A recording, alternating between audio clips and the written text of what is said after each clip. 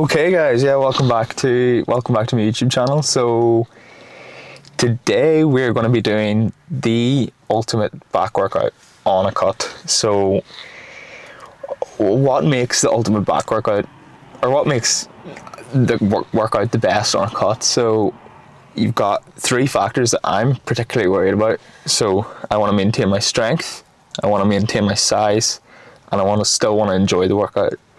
So throughout the workout, I'll show you what I do to do that. But to give you an update in the cut, today I woke up at 93.7 kg. I'm so happy about it. I'm ecstatic, but I still understand I have a long way to go. But although I'm really happy about how my progress is going, I'm not one bit surprised. And that's just because I've been sticking to my macros, I've been sticking to the plan. And there's a lot of things that have made that easier. Like, I'm not going too aggressive with my cut, so I can still eat the foods I want to eat. I'm fueling my workouts, so my workouts feel great, and I'm still just doing the exercises I love. I don't change it up that much. There's a few wee things I change, but I'll show you in that workout. So yeah, without further ado, let's just go smash our backs. First exercise is going to be a heavy chest supported machine row. So what I like to do in my cut is essentially, my first exercise will be like a benchmark of how much strength I'm losing. So my strongest lift, and probably the best lift I have on a back day, is a chest supported row. So I like to do it first to get it out of the way, to be like, right, okay, how much strength am I losing week by week? So yeah, and I'll also load this up the heaviest. It's probably just an ego thing. There's a lot of different ways you could start your back day. You could the one I would actually recommend other to this, if you want to leave your ego completely to the side, would be a chest supported T-bar row. So whenever you do a chest supported T-bar row, it's like a compound lift, but the main actual muscles that are going to be contributing to that are your upper back, like your rhomboid and your lower traps, etc. So if you did that first, you're going to tire out your upper back first, and then you'd be able to do your lat exercises like this, your chest supported row, and nothing be a limiting factor. However, if you did this first, you tire out your back. Then if you went over to an upper back T-bar row, or like a wide grip cable row, your lats might be the actual muscle that gives up first and not get you that full stimulus on your upper back. So for the first exercise, I say choose between this if you want to lift really heavy, or T-bar row if you want a more overall stimulus and kind of a better balance between stimulus across your whole session. Okay, so that's pretty fine. So the most important thing with this is probably the stretch. So whenever you come down, I would kind of let your back almost round down, and then pull back. So let's see if we can get this for 12. So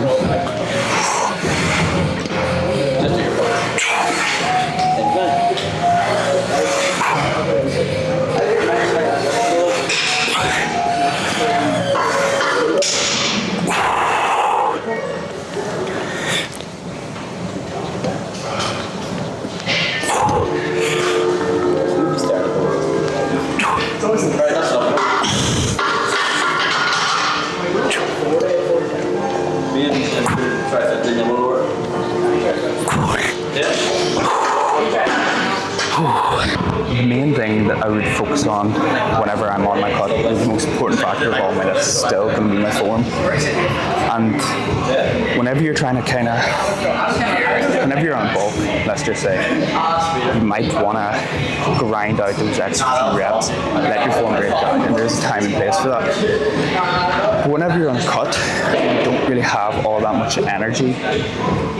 Grinding out them reps, like the half reps or the reps where your form is kind of broken down, probably isn't still worth the same benefit. So whenever you're in your cut, you're probably more likely to get injured and things like that. So whenever you do go for those extra 2 to 3 reps, your form starts to break down.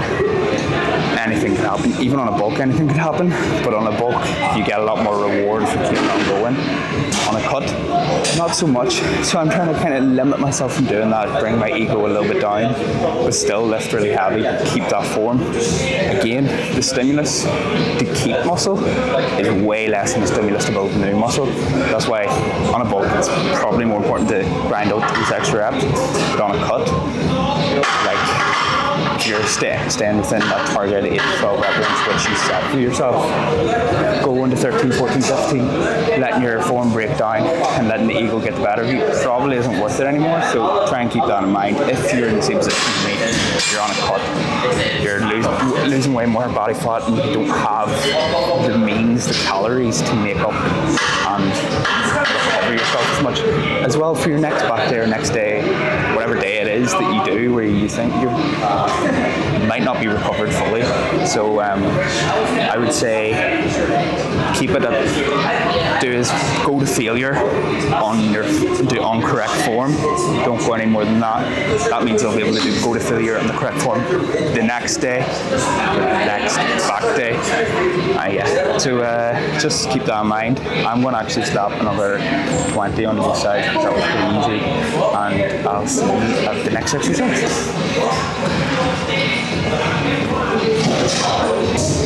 What I would say is with back and whether you're on a cut, you're on a bulk, whatever, there's one thing that I recommend you all buy, and that is lifting straps. So have you ever been doing like a lat pull down, a row, whatever, and you just feel your forearms give out before your back, your forearms start to get really sore, and they're almost pumped, like more pumped than your back? That's not good. You should buy lifting straps, and that completely takes that away. And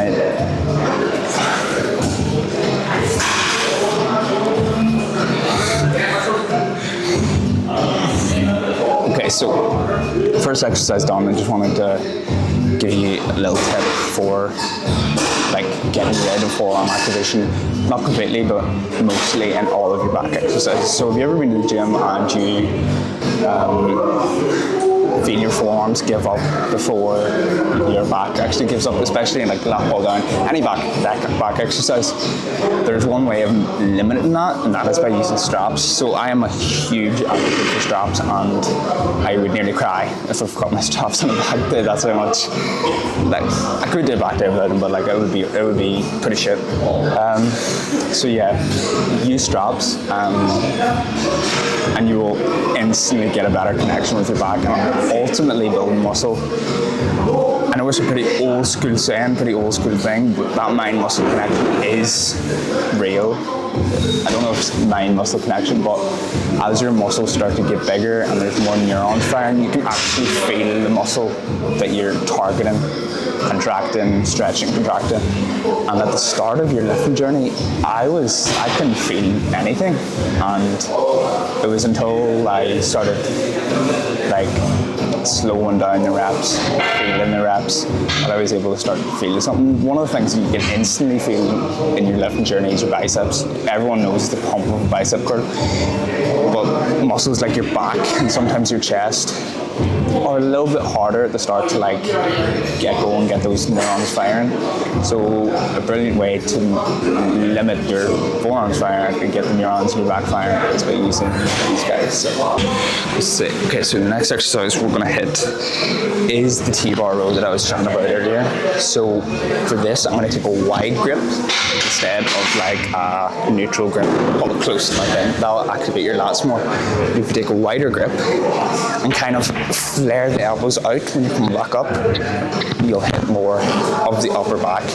So a well-rounded back day, you should be hitting your lats, you should be hitting your upper back. I tend not to go for my lower back because I'm primarily a bodybuilder and I want my waist to be super like sleek, but I probably should hit it, and I'm probably overthinking it, but yeah, so lats, upper back, rear delts, that's kind of what I want to cover in my chest days, what are important to me. But for anyone that's going through the basics, figure out which exercises you love and enjoy doing, do them often, and you'll see progress, no matter if that's this, that, or the other. It would be different if you skipped out a complete muscle group, like if you just never hit legs. That's not what we want. But if you miss rear delts even, or upper back or something, you'll still grow a great physique without them. So keep the basics: back day, chest day, leg day, arm day, or whatever way you want to split it up. But yeah, let's get this up.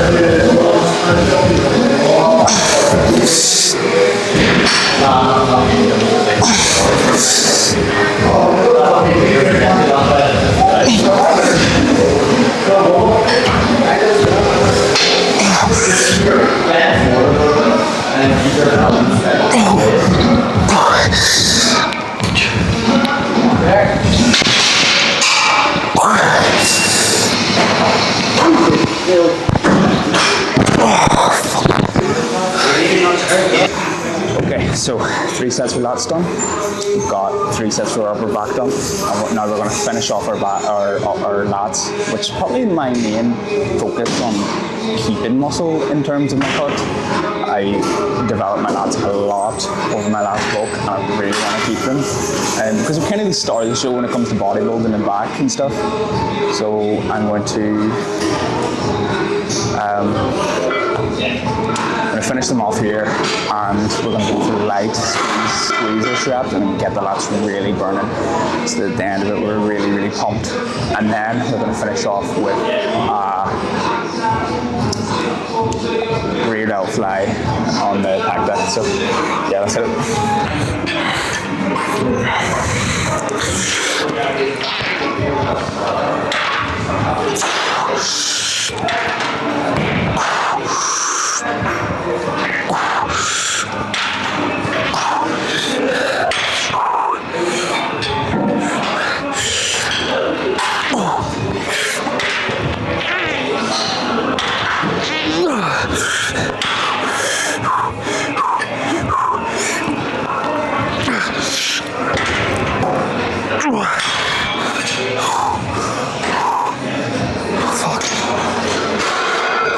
Okay, so rear delts, I'm going to be doing Jeff Netbard's version of like the unilateral rear delts, where we grab it here when the rear delt is in the fully stretched position, and we sweep all the way out until it's fully contracted out here.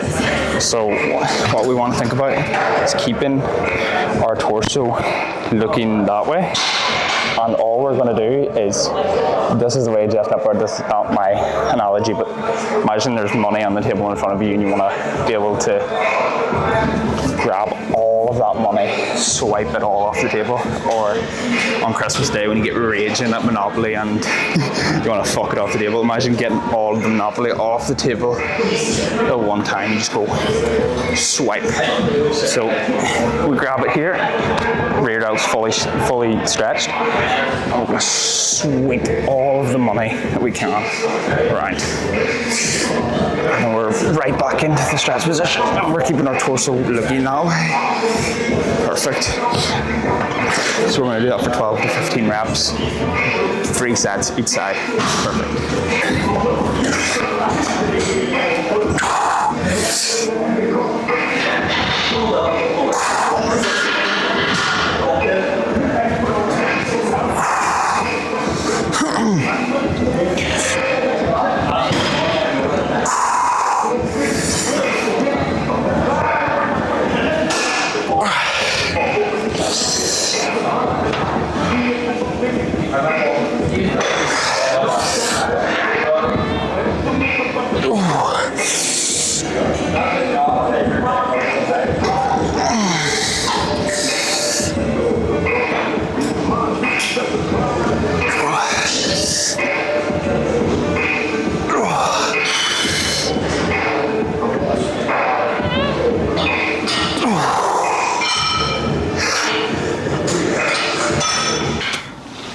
Okay, so back complete. Yeah, great back day. The pump. This is kind of recorded a little bit after after the session, so I'm not as pumped as it was, but I definitely was very pumped, and that's ultimately the best you can kind of hope for on a cut, like being pumped. And there is reasons for that. So you train with intensity.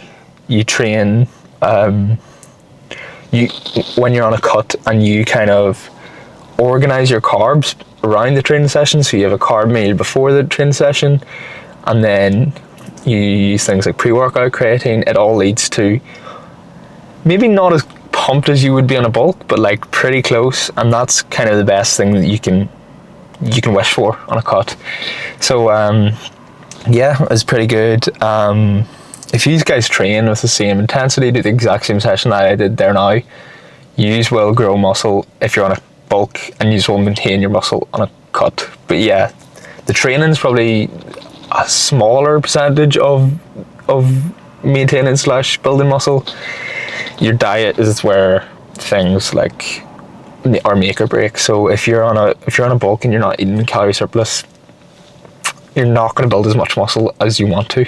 If you're on a cut and you're going too aggressive, you don't fuel your sessions and you don't have enough protein, you're not going to maintain the muscle mass you built on your bulk.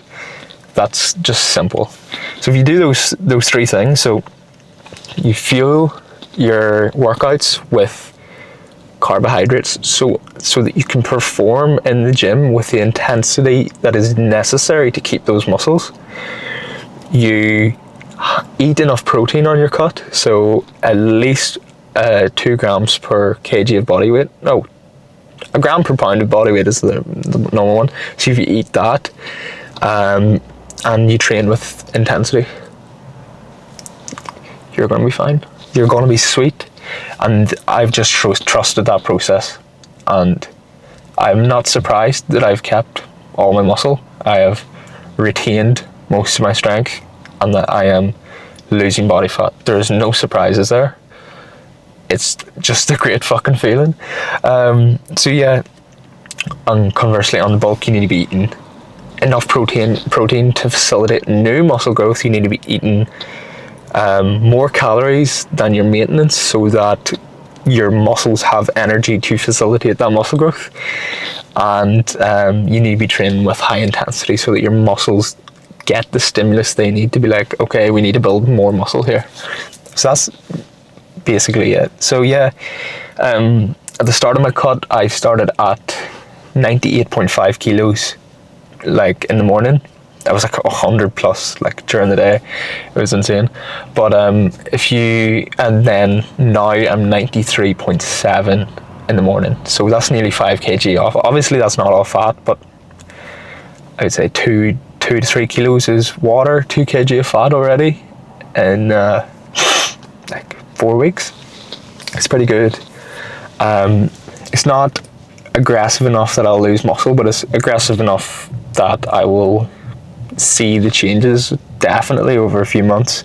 I'll actually put up the graph of my macro factor right here. But yeah, I'm pretty happy with it. I use macro factor as my calorie counting app, and to log my weights and stuff. It's pretty good, but you have to pay for it. So MyFitnessPal is just as good.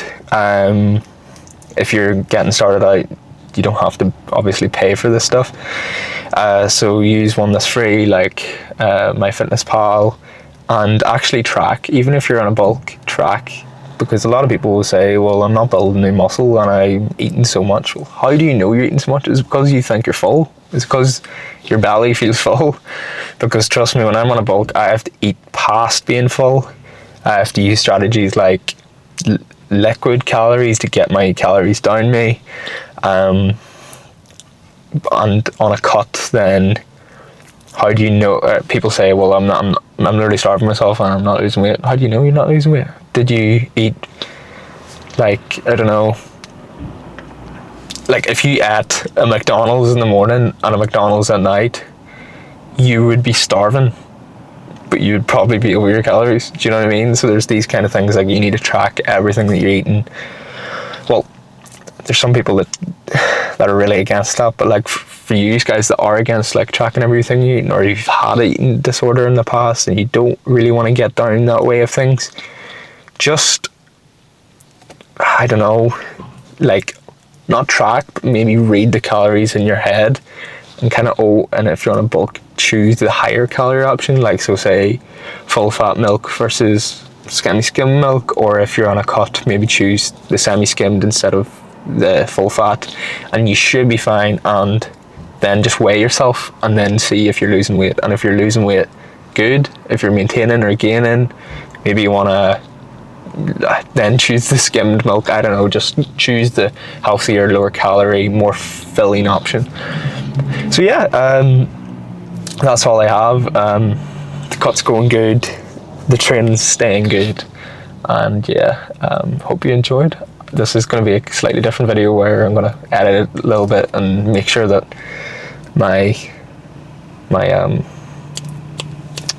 that the time isn't so much for you guys. But yeah, thanks for watching.